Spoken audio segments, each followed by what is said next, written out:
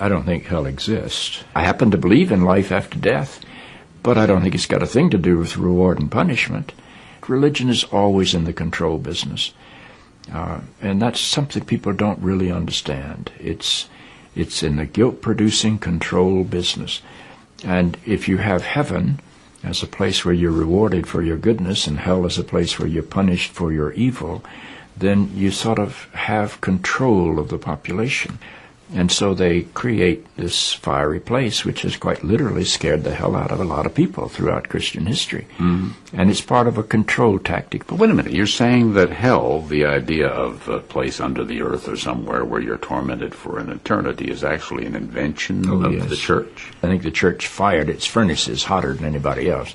But I think there's a sense in most religious life of reward and punishment in some form.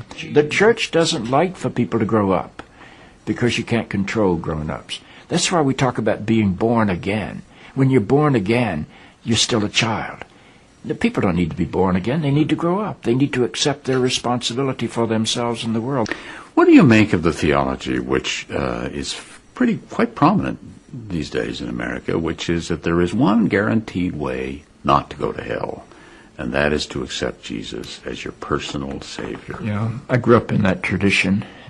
Every church I know claims that we are the true church, and they have some ultimate authority. We have the infallible Pope, we have the inerrant Bible.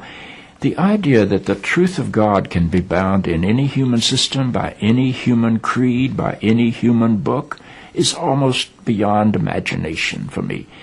I mean, God is not a Christian. God is not a Jew or a Muslim or a Hindu or a Buddhist. All of those are human systems which human beings have created to try to help us walk into the mystery of God.